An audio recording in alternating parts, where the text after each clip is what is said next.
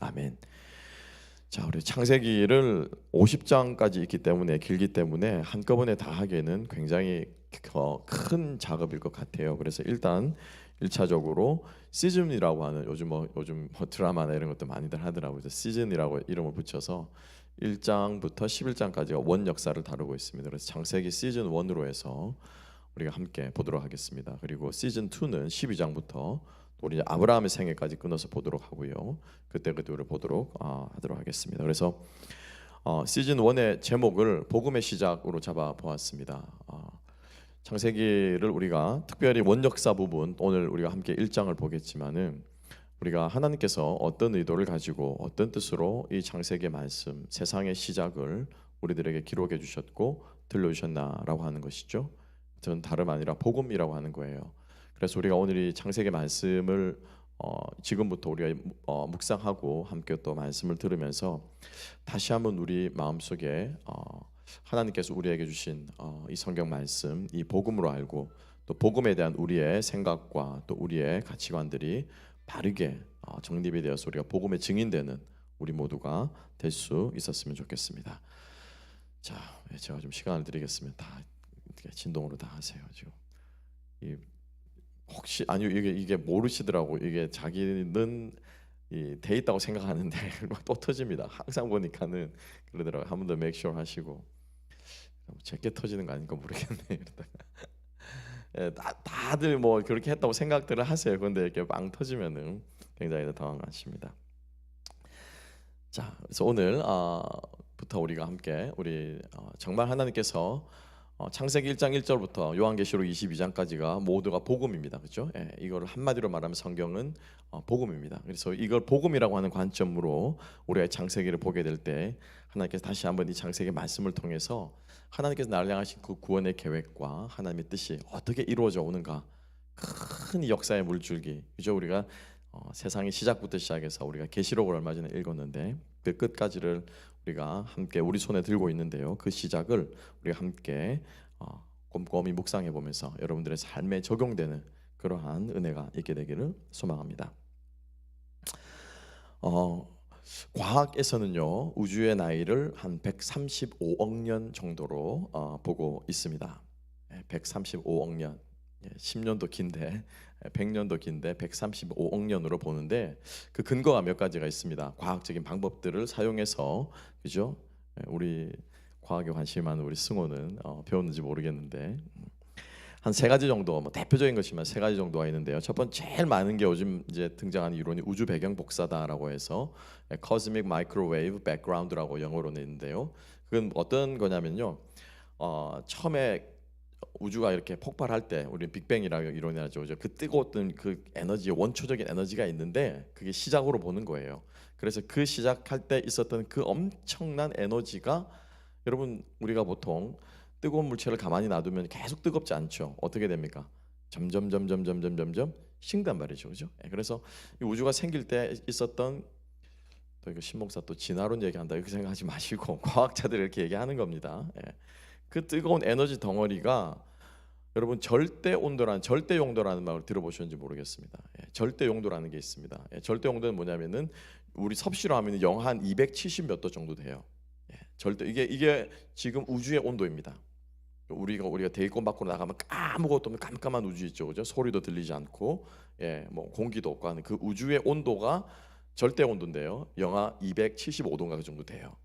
그래서 그 처음에 뱅 할 때 터졌던 그 에너지가 그때 식을 때까지 지금 0도에 이르기까지 지금 이르기까지 이 시간을 계산하는 거죠.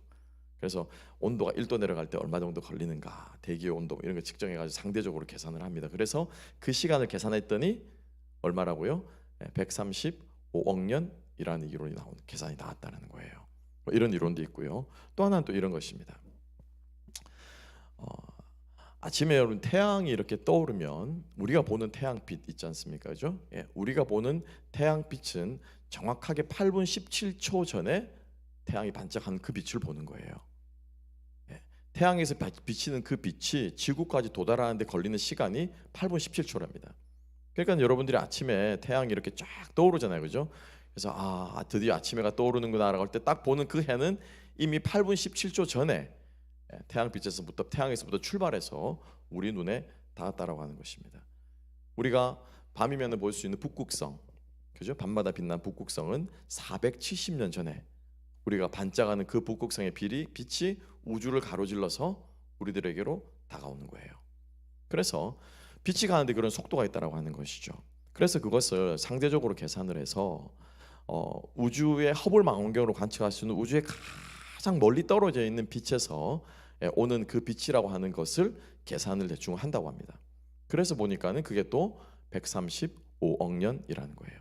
저는 이 이론을 가만히 보면서 정말로 예수님께서 이 땅에 오실 때 그 별이 반짝했잖아요, 그죠? 동방 박사들이 그 별을 보고 갔습니다. 어떻게 하나님께서 절묘하게 계산해서 딱 그 시간에 그때 그 별이 반짝하는 것을 동방 박사가 보았을까? 그 계산이 되더라고요. 그죠? 그 별이 언제적 비쳤는 별인지, 언제적에 떠 있던 별인지 하나님께서 정확하게 그 시점을 맞추셔서 아기 예수 나심을 동방 박사로 하여금 보게 하시고, 이거는 하나님의 계획하심이 아니면은 있을 수가 없는 게 아닌가. 과학 공부를 하다가도 이 하나님의 이 운행하심이, 하나님의 계획하심이 보이는 것 같아서 저는 이 우주의 이것을 보면서도 굉장히 많이 은혜를 받았는데, 어찌되었건 간에 이런 이론들을 통해서 지구의 나이가 135억 년이라고 하는, 그러니까 이 우주의 나이, 천문학적인 연구라든지 과학의 이 연구를 기반으로 해서 최근에 여러분 그 무신론자 말고, 무신론자는 에이티스트는 신이 없다라고 생각하는 사람들이고요, 신무신론이 있습니다. 신무신론. 이 용어는 좀 어렵겠지만은 리처드 도킨스라고 하는 아주 유명한 과학자는 여러분 들어보셨을 거예요. 그러니까는 쉽게 말하면 무슨 말이냐면 신이 없다라고 하는 것을 넘어서서 신이 없다라는 이 생각을 가지고 어떻게 해요?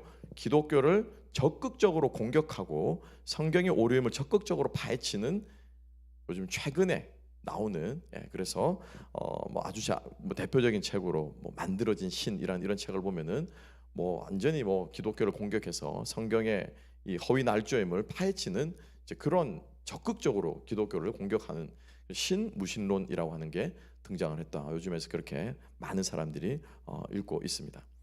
여러분, 우주의 나이를 혹시 생각해 보신 적이 있습니까? 아니면 혹시 지구의 나이를 여러분 생각해 보신 적이 있습니까? 이렇게 안 믿는 과학자들, 신무신론에 해당하는 그러한 과학자들도 지구의 나이를 계산했는데요, 반대로 여러분 믿는 사람들도 지구의 나이를 계산한 사람들이 있습니다. 그죠? 우리가 말하는 창조론자들, 그죠? 창조 과학자들은 지구의 나이를 계산합니다. 가장 대표적인 창조 과학의 시초라고 할 수 있는 제임스 어셔라고 하는 사람, 이분은 영국 성공회 이 주교입니다. 성공회는 우리가 잘 아는 것처럼 영국이 이 천주교에서 갈라져 나오면서 개신교로 됐던 게 성공회죠. 그 성공에 아주 신실한 제임스 어셔라고 하는 대주교가 이 성경을 근거로 해서 지구의 나이를 계산했더니 몇 년으로 나왔을까요? 6004년 정도 나왔습니다. 어떻게 계산할게 6004년이냐? 어떻게 계산했을까요? 이 성경에 나와 있는 그대로 이제 계산을 한 거죠. 아담이 몇 살까지 살고 몇 살에 낳고 몇 살까지 죽었다. 그러니까 그 넘버들을 어떻게 해요? 다 더하는 거라는 거, 다 더하는 거. 이래가지고 다 더해 보니까는 정확하게 어떻게 해요? 6004년 정도가 나왔다라고 하는 거예요. 자, 무슨 말씀을 드리냐면, 믿지 않는 사람들도 성경의 나이를 계산하려고 이것을 가지고 어떻게 해요? 기독교를 공격하려고 합니다. 그리고 이것을 방어하고 나름대로 성경의 진리임을 말하고자 하는 우리 기독교 신자들도, 성도들도 이것에 대해서 성경의 나이를 계산하려고 합니다. 여러분, 성경의 나이를, 우주의 나이를, 지구의 나이를 계산하기 위해서는 무엇이 있어야 됩니까? 시작점이 있어야 되죠, 그죠? 시작점이 있어야 되는 거예요. 하나님께서 아담을 만드시고 지구를 만든지, 예를 들면 이제 다 만든 일주일 후에 만드셨다고 하니까, 그죠? 뭐가 됐건 간에 아담이 시작한 뭐예요? 시작점이 있어야 된다라고 하는 거예요. 그죠? 그래야지 그때서부터 1년, 2년, 3년 계산을 하잖아요. 그죠? 그러니까 이 두 가지 방법 다 사실은 틀렸다라는 겁니다. 왜냐하면은 오늘 이 태초에라고 하는 이 말씀을 우리가 읽어보면은 이 태초에가 무슨 뜻을 말하는가? 태초에 시작하는 어떤 시작점에서부터 시작해서 쭉 우리의 인류의 역사가 흘러나오고 지구가 만들어지고 오늘날 우리가 있어 왔다라고 말하는 것이 아니라고 하는 것을 오늘 우리가 성경의 말씀에 다시 한번 우리 태초라고 하는 이 말씀을 우리가 자세히 찾아보면요, 그 뜻을 우리가 알 수 있다라고 하는 것입니다. 베레시트라고 하는 말인데요, 베레시트, 베라고 하는 것은 인이고 레시트라고 하면은 the beginning이라고 하는 뜻이에요. 레시트. 이 레시트라고 하는 이 말이 구약 성경에서 여러 군데 쓰이고 있습니다. 그러면 하나님께서 이 레시트, 태초라고 하는 시작이라고 하는, 그죠? 처음이라고 하는 이 말을 언제 쓰셨냐라고 하는 거예요. 어떤 시작하는 시작점을 가리킬 때, 그죠? 지구가 시작된 날, 예를 들면은 내가 태어난 날, 또 뭐가 시작된 날, 어떠한 포인트하는 어떤 정확한 시점을 가리킬 때 하나님께서 태초, 레시트라고 하는 이 말을 쓰셨는가, 아니면은 다른 뜻으로 쓰셨는가 하는 거예요. 구약에 몇 군데가 있는데요, 아주 대표적인 것만 함께 봅니다. 예레미야 28장 1절을 보면은 이런 말씀이 있습니다. 그 해 곧 유다 왕 시드기야가 다스리기 시작한 지 4년 다섯째 달 기브온 아술의 아들 선지자 하냐냐가 여호와의 성전에서 제사장들과 모든 백성이 보는 앞에서 내게 말하여 이르되, 뭐라고 하냐면요, 그 해, 어떤 해인지 모르겠어요. 그 해갑니다. 그 해가 언제냐? 곧 유다 왕 시드기야가 다스리기 시작한 지 4년 다섯째 달이라고 말해요. 요때 다스리기 시작하다라고 하는 이때 이 말을 뭐라고 했냐? 레시트라고 말했어요. 그러니까 즉 다시 말하면 선지자 하냐냐가 예레미야에게 어떤 말을 하는 때가 있는데, 그죠? 그때가 언제냐고 했을 때 시드기야가 왕이 되어 다스리기 시작한 이 4년 5개월 이 전부를 가리켜서 뭐라고 한다고요? 레시트라고 해요. 그러니까 태초라고 하는 이 말은 어떤 시작하는, 우리는 시작이라고 하니까 비기닝 포인트를 말한다고 생각하고 있어요. 그런데 비기닝 포인트가 아니라 어떤 기간을 말하는 거예요. 처음에 시작하는 그 일대, 그때쯤 시작할 때쯤. 욥기 8장 7절, 우리가 아주 잘 아는 말씀에 또 한 번 이 레시트, 태초라고 하는 말이 등장합니다. 우리가 잘 알고 암송하는 말이죠. 자, 욥기 8장 7절 한번 암송해 볼까요? 알게 뭐야? 알게는 뭐야? 그죠? 우리가 너무 잘 아는 욥기 말씀, 다 암송하는 말씀 뭡니까? 내 시작은, 그죠?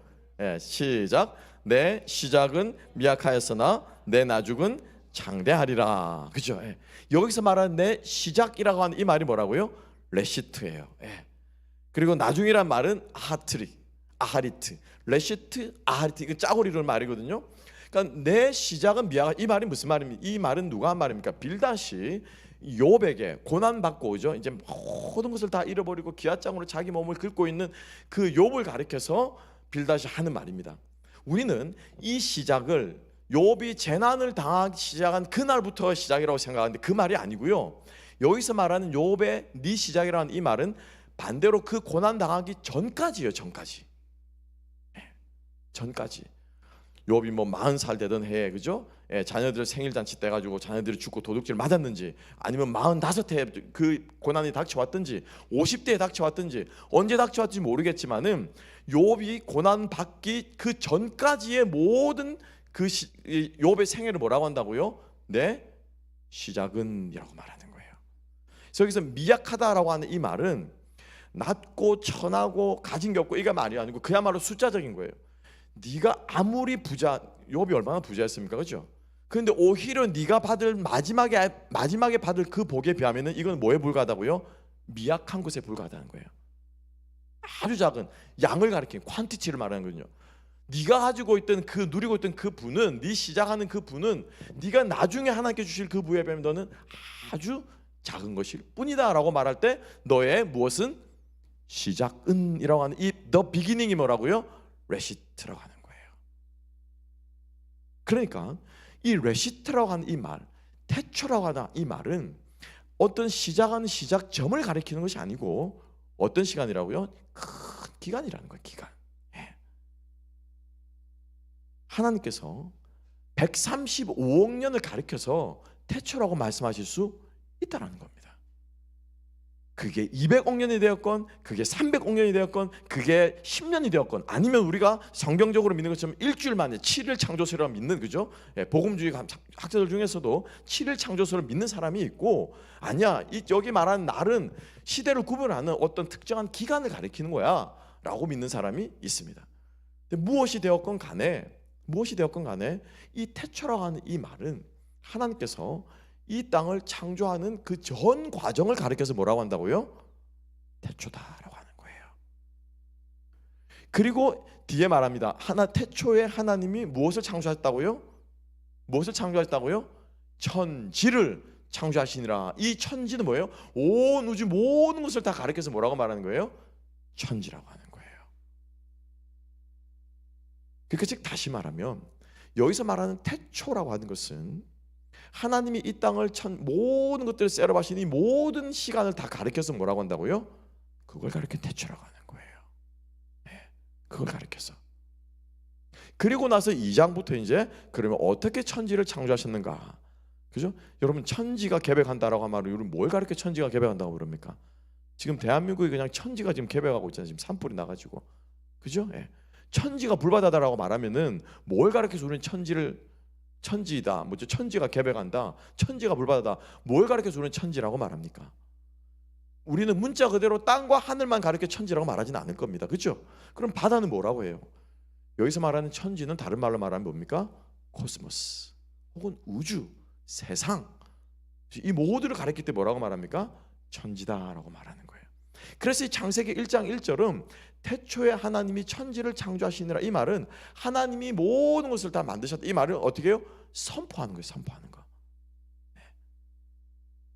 창조주 하나님 되시면 어떻게 해요? 복음이, 성경이 선포하고 나가는 거예요. 그래서 이 태초라고 하는 이 말을 우리가 제대로 알게 될 때 오늘날 수많은 과학자들이, 그죠? 수많은 과학자들이 과학적으로 성경이 옳으네 그러네. 여러분 성경이 과학적으로 옳습니까? 옳지 않습니까? 성경이 과학적으로 오류가 있습니까? 없습니까? 묻기 시작하면 우리 성도님 긴장하시죠. 네. 성경은 과학적으로는 오류가 없습니다. 그러나 성경은 과학책이 아닙니다. 지구의 나이가, 우주의 나이가, 온 우주의 나이가 몇 살이 되었는지 그 정보를 주시기 위해서 하나님께서 이 성경을 기록하셨느냐? 아니라고 하는 거예요. 아니라고 하는 거예요. 그래서 기독교인들 중에서도 성경의 나이가 여기에 근거해서 몇 살에서 지구의 나이가 이렇게 되었을 때 말하는 것은 굉장히 위험한 생각일 수 있다는 겁니다. 왜? 성경을 주신 목적은 그 목적이 아니라는 거예요. 그 목적이 아니라는 거예요. 성경 과학책이 아닙니다. 성경은 하나님께서 이 땅을 어떻게 다스리시고 어떻게 해서 우리가 이 땅을 우리가 존재하게 되었고, 자, 두 번째로 이 모세오경을 우리가 모세오경이라는 거죠. 창세기, 출애굽기, 레위기, 민수기, 신명기, 그죠? 누가 썼다고요? 모세가 썼습니다. 모세가 누구에게 썼습니까? 모세가 누구에게 썼습니까? 누구에게 썼죠? 아담에게 썼을 리는 없을 거예요, 그죠? 예. 아브라함에게 썼을 리는 없을 거예요. 누구에게 썼습니까? 자기와 함께 출애굽에서 나온 그 백성들에게 모세가 광야에서 우리가 믿기로는 40년 동안, 그죠? 광야 생활 40년이고 모세는 느보산에서 죽었기 때문에 그 광야 40년 동안 하나님께서 이 백성들에게 말하고 하신 그 내용을 모세가 썼다는 거예요. 그래서 모세가 모세오경을 썼던 1차로 가장 먼저 모세의 이야기를 듣고 뭐 글을 읽을 수 있는 사람도 있었을 것이고, 없는 사람은 어떻게 해요? 모세가 들려줬겠죠, 그죠? 네, 들려주고 읽어주고 말려주고 하는, 어쨌건 간에 모세의 입에서 나온, 모세의 생각에서 나온 이 모든 이 모세의 오경을 듣는 사람은 누구라고요? 예, 출애굽해 나온 이스라엘 백성들이라는 겁니다. 그리고 우리가 이 성경을 읽을 때, 특별히 여러분들이 창세기부터 이 신명기까지 읽을 때는 절대로 그것을 여러분 잊어서는 안 된다는 거예요. 출애굽해 나온 이스라엘 백성들이 어떤 사람이었습니까, 여러분? 어떤 사람이었습니까? 430년 동안 어디에 살던 사람이었습니까? 애굽에 살던 사람이었어요. 애굽에 살던 사람이었어요. 애굽에서 그들은 무엇을 믿고 무엇을 따르고 어떻게 살았던 사람이었습니까? 그렇죠. 예. 소를 키우고 목축업에 종사하면서 뭐 했습니까? 이집트 사람들이 하는 거 똑같이 보고 똑같이 그들이 몸에 익힐 수도 있을 것이고, 그 중에는 여호와 신앙을 붙잡기 위해서 모세의 부모들처럼, 그죠? 예, 미리암처럼 그 신앙을 붙잡기 위해서 잊지 않고 있을 수도 있겠지만은 여러분 말이 430년이지 그렇지 않습니까 여러분? 어마어마한 시간, 조선 왕조 시간만큼 되는 이 500년의 시간 가까운 시간을 여호와 신앙을 잊은 채 이집트에서 살고 있으면 여러분 그 사람들의 생각과 가치관과 종교관과 신앙관과 세계관은 무엇으로 무장되어 있겠냐? 무장이라면 무엇으로 쪄들어 있겠습니까? 철저하게 이집트 신앙에 그 사람들은 쪄들어 있는 사람이에요. 그래서 하나님께서 애굽에서 불러내실 때 몇 가지 재앙이요? 그거는 여러분 재밌으라고 한 게 아니에요. 하나님이 너희들 죽어보라라고 말해서 하나님께서 당신을 과시한 게 아니에요. 그 10가지 모든 것들이 다 뭡니까? 애굽 사람들이 섬기던 뭐였어요? 신이었어요. 예, 신이었어요. 나일강 신을 잘 섬겨야 강이 범람하면 그 범람에 물이 쫙 번지면 그 일대가 어떻게 해요? 예, 쉽게 말하면 그저 이 스프링클러가 되는 거예요. 쉽게 말하면은 쫙 물을 먹으니까 어떻게 해요? 식물이 자라기 시작하는 거예요. 예. 우박이 왜 내립니까? 우박이 안 떨어져요. 어제 우리 프리스코에 막 우박이 엄청 쏟아져가지고 놀래가지고 이러다 지붕 빵꾸 나는 거 아닌가? 차 괜찮나? 막 긴장을 잔뜩 했는데 우박이 떨어지면요 농작물 다 죽습니다. 더 무서운 건 뭡니까? 황충, 메뚜기. 그죠? 그러니까 이 10가지 재앙들을 하나님께서 말씀하시고 그리고 마지막에 제일 마지막 재앙이 9번째 재앙이 뭐였습니까? 흑암. 그죠? 흑암. 예. 왜 하나님께서 흑암 재앙을 내셨습니까? 이집트 사람들이 가장 강력하게 믿는 신이 뭐예요? 라 신이에요. 라, 태양신 라. 그리고 그 태양신의 아들이 누굽니까? 태양신의 아들이 누구예요? 바로예요. 바로예요. 이게 바로예요. 그러니까 그 9가지 재앙에 태양신까지 심판하고 마지막에 그 태양신의 아들이라고 말하는 파라오의 자식까지 어떻게 하나님께서 거두가시는 거예요. 철저하게 하나님께서 이 10가지 재앙을 통해서 하나님께서 이스라엘 백성들에게 보여주시고 가르쳐주시고자 하는 것은 무엇입니까? 내가 참신이다라고. 내가 참신이다. 이 이스라엘 백성들에게 지금 모세가 그의 첫머리 하나님께서 첫 계명을 주시면서 이 책의 가장 첫머리에 1장 1절에서 뭐라고 말씀하신다고요? 내가 세상을 만들었다. 선포하는 거예요. 선포하는 거. 왜 이게 여러분 복음입니까? 왜 이게 복음이에요 여러분? 복음은요 우리가 예수를 믿으면 우리의 세계관이 어떻게 해요? 뒤집어져야 되는 거예요. 우리의 가치 체계가 바뀌어져야 되는 거예요. 가장 연약한 자가 강한 자가 될 수 있고 가장 강한 자가 약한 자가 될 수 있어서 주께서 오실 그 길을 예배하라고 말씀하신 세례 요한의 그 선포는 바로 우리의 세계관이 바뀌어지는 것입니다.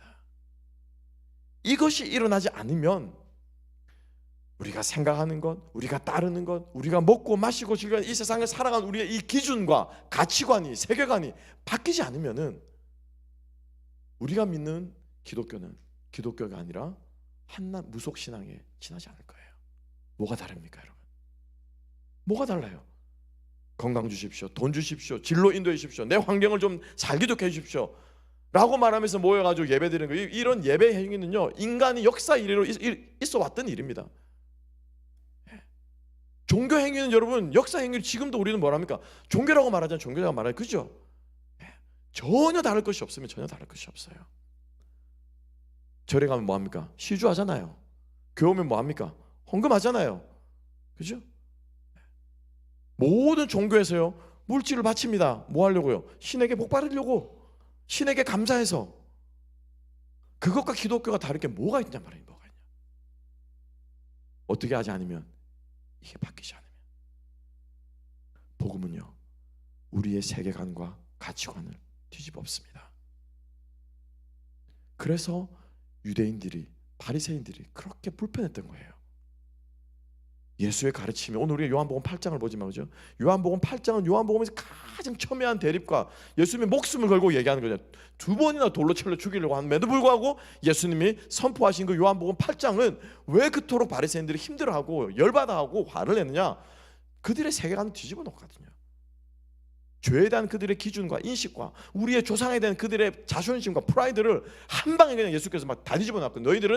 너희들은 아브라함의 자손이 아니라 무슨 누구의 자손이라고요?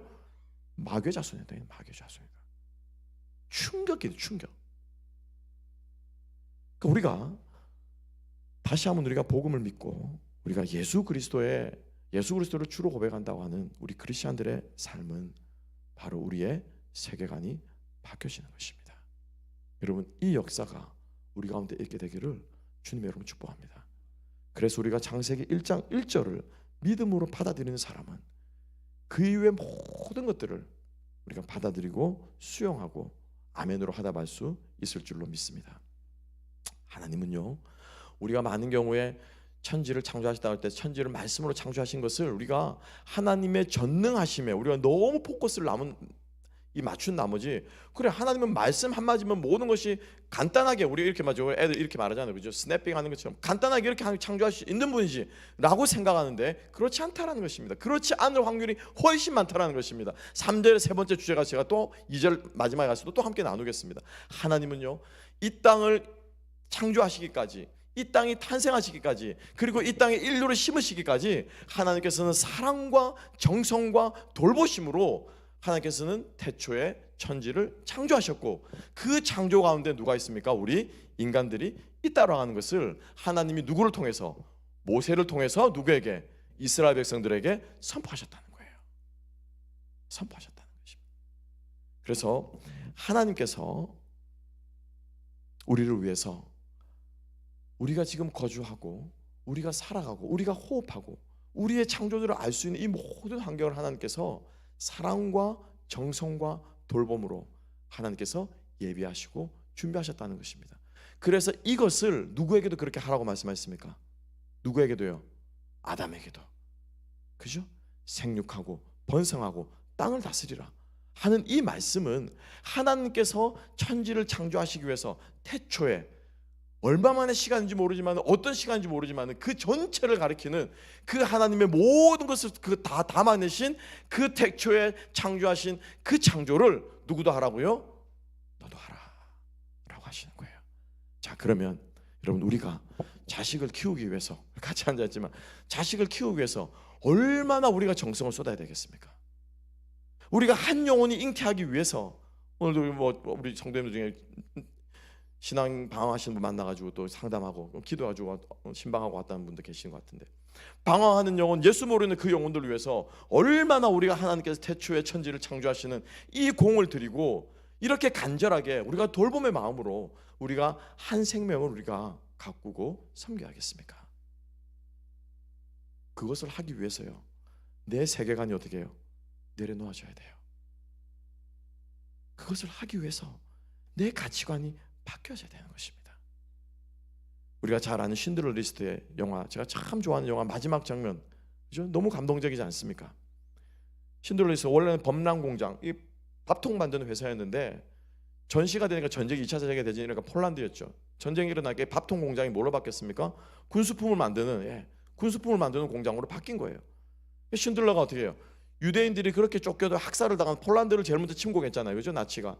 그러니까 그 폴란드에서 잡혀 죽고 막 하는 것을 이 사람이 이 언덕에서 이렇게 내려 아침에 말을 타고 산책을 하다가 이제 막 난리가 난 거죠. 나치들이 와가지고 막 잡아가는데, 자기는 그냥 잡아간 줄 알았는데 그 자리에서 막 무지한 사람들 그냥 막 총으로 쏴 죽이고 막 민간인들 죽이는 거 보고 이 사람이 충격을 받는 거죠.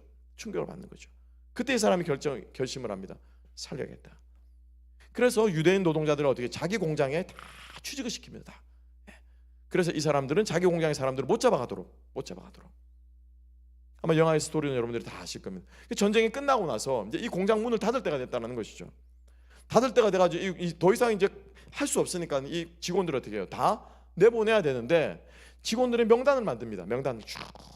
이 사람들은 내 공장에서 일했던 사람이니까 다음에라도 당신들이 일을 할 때 독일 나치들에게 편지를 주는데 그 편지에 들어간 사람들이 가르쳐서 쉰들러 리스트라고 해요. 거기에 이름이 올라 있는 사람은 살고 거기에 이름이 모르는 사람들은 어딜 가든 신분을 보장받지 못하는 거예요. 그래서 그 마지막 명단을 그 사람에게, 공장장에게 주면서 이 쉰들러가 오해를 합니다. 왜 오해를 하냐? 자기 이 나치다운 반지인가 배지인가 이거 하나를 팔면은 내가 몇백 얼마의 돈을 더 받아서 내가 이 사람들을 더 살 수 있을 텐데 지금 마지막 타고 가려고 이제 예전으로 준비해놓은 이 직원들이 준비해놓은 그 차를 보면서 막 오해를 합니다. 내가 이 차를 팔았으면은, 이 차를 팔아가지고 내가 돈을 더 받았으면은 내가 몇십 명을 더 건질 수 있었을 텐데, 내가 이 양복을 팔았으면은 이 양복을 판 돈으로 몇 명을 또 건질 수 있었을 텐데, 그러면서 막 오해를 합니다. 무슨 말입니까? 세상을 보는 눈이 어떻게 해요? 바뀌었다라는 거예요. 바뀌었다. 뭘로 보입니까? 사람 살려야 되는 거예요. 이 옷도 사람을 살릴 수 있고, 이 차도 사람을 살릴 수 있고, 이 반지도 사람을 살릴 수 있고, 이 나의 낫지 나온 이 신분도 사람을 살릴, 모든 것들이 어떻게 해요? 한 명이라도 더 살리려고 하는 거기에 포커스가 맞춰진다는 거예요. 이게 뭡니까? 저는 이게 세계관이 바뀌는 거라고 생각해요. 우리 그리스도인들이 정말 우리가 예수를 믿고 나서 우리의 가치관과 세계관이 바뀌어져야만 하나님께서 하시는 이 창조 행위를 우리도 감당하게 될 줄로 믿습니다. 그래서 두 번째로 우리가 함께 볼 것은요, 하나님께서 태초에 하나님이 천지를 못했다고요? 창조하시니라 라고 했어요. 우리는 이것을 그냥 만드셨나 보다 라고만 생각하는데, 구약 성경에서는요, 히브리어에서는 창조하다, 만들다라고 하는 단어가 대충 한 4가지 정도가 있습니다. 그 중에 하나가 바라라고 하는 이 단어고요, 두 번째가 또 뭐냐, 아싸라고 하는 게 있어요. 이게 make라고 하는 뜻이거든요. 그러니까 일반적으로 뭘 만들다라고 할 때 아싸라고 하는 단어를 씁니다. 또 뭐가 있냐면 야짜르라고 하는 게 있는데, 이건 특별히 어떻게 해요? 뭔가 이렇게 기구를 조직하고 형성하고 이렇게 포맷 한다고 그러죠. 그렇게 뭔가를 형성해서 만들 때 이걸 뭐라고 말하냐면 야짜르라고 말합니다. 그 다음에 마지막으로는 바나라고 하는 게, 바라 말고 바나라고 하는 게 있는데, 특별히 어떻게 건물을 세우거나 어떤 구조물을 만들 때, 큰 건축물 같은 걸 만들 때 건축에 특별히 국한된 것이 뭐냐면 바나예요. 바라, 아싸, 야짜르, 바나가 있는데, 여기에서 오늘 우리 창세기 1장 1절에 나오는 태초의 하나님이, 그죠? 베레시트 아도나이 바라라고 하는 이 바라는 하나님에게만 쓰는 단어예요. 누구에게만 쓴다고요? 하나님에게만 쓰는 단어예요. 특별히 하나님의 무엇? 창조하는 것. 우리가 이 성경책을 만들어 놓고 책을 만든다고 해서 책을 창조한다는 말 안 쓰잖아요. 그렇죠? 자동차 회사에서 자동차를 만들지 우리가 자동차를 창조했다 이렇게 말은 안 쓰잖아요. 그죠? 컵을 만들었지 컵을 창조했다는 말은 안 쓰잖아요. 바라라고 하는 이 단어는 하나님에게만 쓰는 단어예요. 거의 모든 개가 한 40-50번 정도가 나오는데 거의 95% 이상 하나님에게만 적용되는 단어인데, 이 단어가 가장 많이 쓰인 성경책이 어느 책일까요? 구약 성경에서. 우리는 창세기라고 생각할 수 있죠. 아니요, 창세기는 2번인가 3번밖에 안 나와요. 가장 많이 쓰이는 단어는요, 이사야서입니다. 이사야서에 가장 많이 나와요. 그럼 이사야서 어디에 많이 나오냐? 어디 많이 나올까요? 40장 이후로 나와요. 40장 이후로. 40장, 42장, 45장, 43장, 54장, 57장, 65장 계속해서 나옵니다. 이사야 40장 이후는 하나님께서 바벨론 포로로 잡혀간 이스라엘 백성들이 다시 귀환하고 하나님께서 다시 구원하여 돌이킬 것을 하나님께서 약속하시면서 나오는 선포하신 말씀이, 예언의 말씀이 이사야 40장 이후의 말씀이에요. 그래서 하나님께서 이스라엘 백성들 가장 대표적으로 이사야 40장 28절 29절, 우리가 가장 많이 이것도 좋아하는 건데요, 암송해 볼까요? 라고 말하면 다 아는 말씀이 있습니다. 너는 알지 못하였느냐, 듣지 못하였느냐, 영원하신 하나님 여호와 땅끝까지 창조하신 이는 피곤하지 않으시며 곤비하지 않으시며 명철이 아니시며 피곤한 자에게 능력을 주시며 무한한 자에게 힘을 더하시나니 소년이라도 곤비하며 장정이라도 넘어지로되 여호와를 좋아하여 악망한 자는 독수리 날개치며 올라감 같을 것이라. 할렐루야. 이때 하나님께서 무엇 하신다고요? 땅끝까지 창조하다라고 할 때 바라라고 말하는 거예요.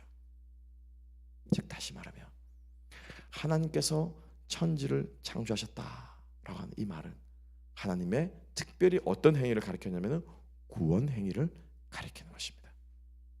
구원 행위를. 하나님의 창조가 특별히 구원과 연결이 되어서 말할 때 하나님께서 어떻게 해요? 새 생명을 어떻게 하셨습니까? 창조하셨죠. 아멘. 하나님께서 새 하늘 새 땅을 어떻게 해요? 창조하시죠.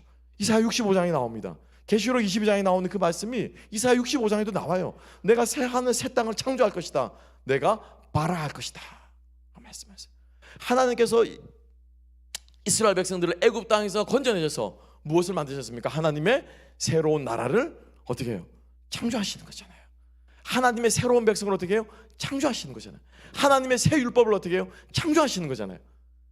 하나님의 구원 행위와 관련해서 하나님께서 천지를 창조하셨다라는 말을 쓰고 있다라고 하는 것입니다. 즉 다시 말하면 하나님이 천지를 창조하시니라 라고 하는 이 말은 바로 우리의 영혼을 구원해냈다라고 하는 말로 이스라엘 백성들은 받을 수 있다라고 하는 것이고, 그 이후로도 끊임없이 하나님의 이 창조 행위는 무엇과 연결되어 있다고요? 구원 행위와 연결되어 있는 거예요. 그러니까 하나님께서 그죠? 아담에게 내가 이 땅을 태초에 생전을 창조한 것처럼 너도 어떻게 해요? 땅을 정복하고 땅을 다스리고 그죠? 땅에 충만하고 번성하라 하는 이 말은 땅을 어떻게 해요? 살리고 생명을 주고 구원하는 것과 같은 그 일들을 하라고 바로 하나님께서 아담과 하와에게 복 주신 줄로 믿습니다. 우리 하나로교회 성도님들의 삶이 이 하나님의 창조 행위를 닮아서 날마다 새로운 것들을 창조해내는 저와 여러분 될 수 있기를 주님의 여러분을 축복합니다. 여러분 무엇을 창조할까요? 기쁨을 창조하시고요, 생명을 창조하시고 우리 안에 사랑을 창조하시고 참된 위로를 통해서 영혼들이 살아나는 일들을 저와 여러분들이 할 수 있는 우리 모두가 될 수 있기를 주님의 이름으로 축복합니다. 마지막 세 번째로 함께 봅니다. 하나님의 창조 행위 속에서 우리가 2절 말씀인데요. 자, 2절 말씀 함께 한번 보겠습니다. 2절 다 같이 읽습니다. 시작. 땅이 혼돈하고 공허하며 흑암이 깊음 위에 있고 하나님의 영은 수면 위에 운행하시니라. 아멘. 아멘. 세 번째로 우리가 이 창세기 1장 1절부터 2절까지 말씀에서 우리가 기억해야 될 것은 하나님께서 우리를 돌보십니다. 하나님께서 광야 40년 동안 이스라엘 백성들을 어떻게 했습니까? 돌보셨습니다. 이스라엘 백성들이 홍해를 건너 나올 때 하나님께서 그들을 돌보셨습니다. 애굽에서 10가지 재앙을 당하는 동안 이스라엘 백성들은 털끝 하나 건드리지 못하고 하나님께서 그들을 어떻게 해요? 돌보셨습니다. 그죠? 하나님께서 이스라엘 백성들을 돌보셨다라고 하는 이 말을 사실은 모세를 통해서 하나님께서 선포하시는 것인데요, 여기서 우리가 기억해야 될, 주목해야 될 단어는요, 운행하다라고 하는 단어예요. 그럼 운행하는 게 뭡니까? 운행하는 게 뭐예요? 참 너무 애매하고 한국 단어 조금 번역이 너무 아쉬운 단어입니다. 제가 나중에 신명기 말씀에서 이 구절을 함께 보겠습니다. 여러분, 운행하다 라카프라고 하는 단어인데요, 라카프라고 하는 단어인데, 운행하다라고 하는 말이 여러분 어떤 뜻 같으세요? 버스 운행하다, 버스가 왔다 갔다 한다, 뭐 그런 거 아닐까요? 우리 기껏해야 어떻게 이렇게 뭐 돌아다닌다, 그죠? 이 뜻을 운행하는 생각하는데 아니요, 구약 성경 전체에서 딱 2번 쓰입니다. 딱 2번. 창세기 1장 1절과 신명기 34장 1절인가요? 10절에 있습니다. 32장 10절과 11절인데요, 함께 한번 읽어보겠습니다. 신명기 32장 10절 11절 다 같이 읽습니다. 시작. 여호와께서 그를 황무지에서 짐승이 부르짖는 광야에서 만나시고 호위하시며 보호하시며 자기의 눈동자 같이 지키셨도다. 마치 독수리가 자기의 보금자리를 어지럽게 하며 자기의 새끼 위에 너풀거리며 그의 날개를 펴서 새끼를 받으며 그의 날개 위에 그것을 엎는 것 같이. 이 말씀은요, 신명기 32장은 모세가 이제 마지막 거의 죽을 때가 다 된 거예요. 33장이 모세의 유언이거든요. 모세가 마지막 그의 모세오경의 가장 마지막 장, 이제 그의 인생의 마지막에 서서 죽기 일보 직전에 유언과도 같이 하는 것이 신명기인데, 그 32장에서 광야 40년을 돌아보면서 회상하는 말씀이에요. 쉽게 말하면 하나님께서 너희들을 광야에서 어떻게 인도하시고 어떻게 보호하시고 어떻게 여기까지 오게 하셨고, 이제 저 요단강만 건너면 가나안 땅인데 어떻게 여기까지 오게 하시는가를 말하면서 모세가 지금 한 말이 이 말이 있는 거예요. 어떻게 하셨다고요? 광야에서 만나주셨고 성막을 지어서 거기에 하나님 임재하셨죠, 그죠? 하나님께서 광야에서 만나주셨습니다. 그리고 호위하셨고요, 보호하셨고 눈동자가 지키셨는데, 이렇게 말하니까 잘 못 알아들어. 그러니까 이스라엘 백성들이 좀 알아듣기 쉽게 어떻게 말한다고요? 마치 무엇처럼 독수리가 자기의 보금자, 이 어지럽게 한다면 뭐냐면 팍 해치는 것이 어떻게 해요? 새끼가 안전하게, 그죠? 우리 어떻게 합니까? 이 이렇게 막 털면서 어떻게 해요? 여기 앉으라고 그러잖아요, 그죠? 딱 그거라는 거예요. 독수리가 둥지를 막 이렇게 제끼고 자기의 새끼를 그 앞에 그 안에 앉히고 그 다음에 뭐 한다고요? 새끼 위에 뭐 한다고요? 너풀거리며. 이게 뭐예요? 이게 라카프예요. 라카프. 날갯짓으로 어떻게 해요? 막 새끼를 어떻게 해요? 끌어안고 쓰다듬고 그 날갯짓으로 보호하고 끊임없이 이게 뭐냐면 이게 분사형으로 되어 있거든요. 계속 반복하는 거예요. 현재 진행형이거든요. 플러터링이라고 말하고 있어요. 플러터링. 퍼드덕 끊임없이 어떻게 해요? 끊임없이 지 새끼를 옮기는 이 독수리의 날개침으로 새끼를 품는 이게 뭐라고요? 이게 뭐예요? 이게 여호와의 신이 어디 위에요? 수면 위에 운행하다라는 이 말이라는 거예요. 이 말이라는 거예요. 그러니까 이스라엘 백성들이 이 말을 들었을 때 모세의 설교 마지막 부분에 정말 거기에서 나왔는데 라카프 하나님의 영이 우리를 그렇게 쓰다듬고 있었구나. 하나님의 영이 태초부터 천지를 창조할 때부터 하나님이 온 땅을 끌어안고 쓰다듬으시고 하나님께서 우리를 지키셨구나. 이스라엘 백성들은 깨닫는 거예요. 근데 하나님께서 무엇을 그렇게 덮으셨다고 말하고 있습니까? 무엇을 덮으셨다고 말하고 있습니까? 여러분 성경을 자세히 읽어보셔야 돼요. 무엇을 덮으셨다고 말하고 있습니까? 하나님이 2장 1절으로 뭐라고 하시냐면 땅이 혼돈하고 공허하다고 말하고 있죠. 그죠? 땅이 혼돈하고 공허하다고 말하고 있고요. 1장은 어떻게 끝나냐면은 원래 히브리 말은 이렇게 끝나는 거예요. 저걸 분명히 보세요. 베레시트 바라 아도나이 에트 하샤마임 베 에트 아레츠라고 파란색으로 있는 게 아레츠가 땅인데요. 아레츠 하나님께서 창조하시니라 태초에 창조하시니라 하나님이 하늘과 땅을이라고 말하는 땅이라고 말해놓고 2장에 바로 와서 어때요? 그 땅이 혼돈하고 공허하며라고 말하고 있는데 지금 여기에서 이스라엘 백성들이 땅을 지금 강조하고 있는 것을 우리가 볼 수 있다는데 잘 보세요. 하늘과 땅을 만들었으면은 무엇부터 그 다음에 2절에 뭐가 나와야 되냐면요, 빛을 만든 사건이 먼저 나와야 돼요. 그죠? 빛이 어디에 생깁니까? 하늘에 생기죠. 그죠? 빛이 하늘에 생기잖아요. 그죠? 공중에 빛이 보이는 거 아니에요? 그죠? 그런데 빛을 먼저 만들었다 말하잖아요. 어디에 있습니까? 하나님의 관심은 어디에 있어요? 땅에 있어요. 땅에. 그래서 이 땅을 구약학자들은 어디를 가리킨다고 하냐면은 약속의 땅이라고 봐요. 그러니까 이스라엘 백성들이 모세가 이 성경을 읽어줄 때 딱 들으면 그 땅, 우리가 갈 땅, 가나안 땅, 지금 우리가 살고 있는 땅, 그 땅을 상상한다라고 하는 거예요. 더 재미있는 것은 여러분, 더 재미있는 것은요, 하나님이 빛을 창조하셨습니다. 그죠? 예? 빛이 있으라 하면 빛이 있었죠. 그죠? 땅이 있으라 하면 하나님께서 말씀하시지 않으셨어요. 성경 잘 읽어보셔야 돼요. 하나님이 땅을 만드셨습니까? 안 만드셨습니까? 땅을 만드셨어요? 안 만드셨어요? 우리는 천지를 창조할 때가 땅을 만든 줄 알았는데 땅을 만들었단 말이 성경 어디에도 없어요. 여러분, 땅 어디에도 없어요. 땅을 만들었다, 물을 만들었다 말이 없습니다. 땅과 물은 그냥 있었어요. 그냥 있었어. 그거 이상하잖아요. 그죠? 하나님이 땅을 만드셨더라, 물을 말하지 않았어요. 처음부터 그냥 있었던 존재가 있는 것처럼 땅이 혼돈하고 공허함이라고 말하죠. 그러니까 땅과 물은 하나님이 만들었다라고 말하지 않아요. 땅과 물을 통해서 하나님께서 우리에게 이 모세를 통해서 이스라엘 백성들을 말씀하고자 하는 것은 내가 땅과 물을 만들었다 이 말을 하고 싶은 게 아니에요. 땅과 물을 만든 것은 천지를 만들었다 이미 다 들어있어. 그건 중요하지 않아. 땅과 물을 얘기하면서 하나님께서 하고 싶은 말이 뭐냐면은 땅이 혼돈, 이 땅은 어디 있냐면 지금 물속에 들어있는 거예요. 물속에. 그리고 3절에 이 묻이 드러난다는 말이 있거든요.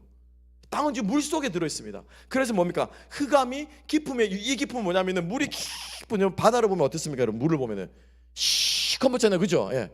무서울 정도로 시커멓잖아요. 그 물을 말하는 그 깊음의 물 아래 지금 땅이 있는 거예요.